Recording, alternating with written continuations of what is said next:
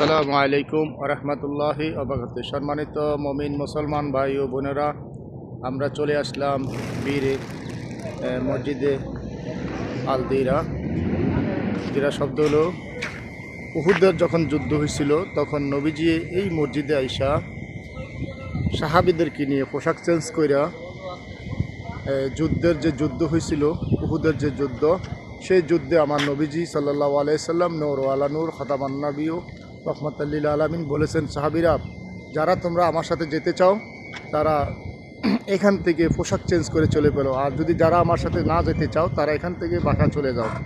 নবীজি এখানে 2 রাকাত নামাজ পড়াইয়া সাহাবীদেরকে পোশাক চেঞ্জ কইরা এই মসজিদ থেকে বের হইয়া ওই যে রাস্তা দিক দিয়ে সামনে পিছনে উহুদ পাহাড় আছে, এই উহুদ পাহাড়ের জন্য আল্লাহ রাসূল যুদ্ধের জন্য এখানে পোশাক চেঞ্জ কইরা গেছেন। আল্লাহ তাআলা সকল মুমিন মুসলমানদেরকে এই মসজিদে 2 রাকাত নফল পড়ার জন্য তৌফিক দান করক।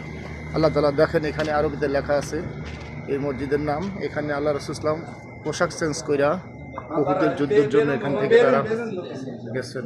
আল্লাহ তাআলা সকল মুমিন মুসলমান ভাইদেরকে এখানে আল্লাহ তাআলা এই জায়গায় নবীজি ঢুকে এখানে নামাজ পড়ছেন।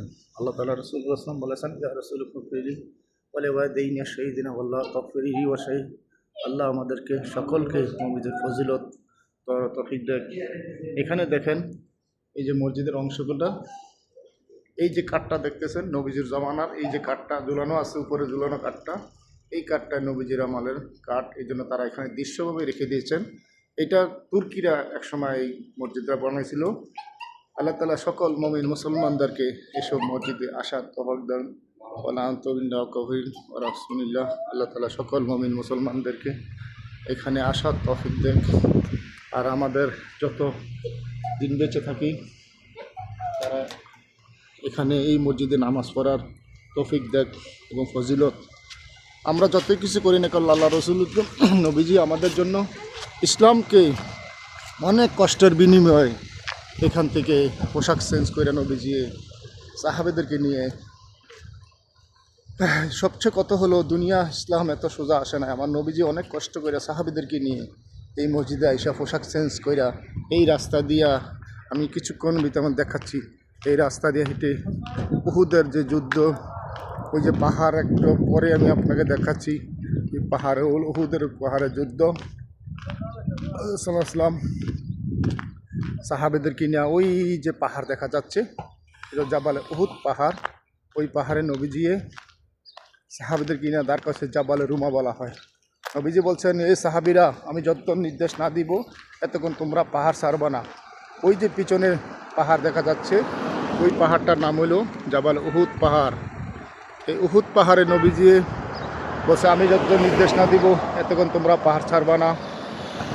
পাহাড় ছেড়ে যখন নামছে পিছন থেকে আইসা খালিদ বিন ওলীদ আইসা এই পাহাড়ে উহুদ পাহাড়ে যে পিছন থেকে আইসা সাহাবীদেরকে 70 জন সাহাবীদেরকে শহীদ করছে।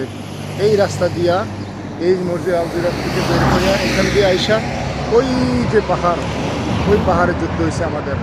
আল্লাহ তাআলা সকল মুমিন মুসলমানদেরকে এসব জায়গা পরিদর্শন করার জন্য আল্লাহ তাআলা সকল ভাইদেরকে আল্লাহ নসিব করেন, এবং যত মুমিন মুসলমানের সবাইকে পাঁচ ওয়াক্ত নামাজ যেন তারা পড়ে।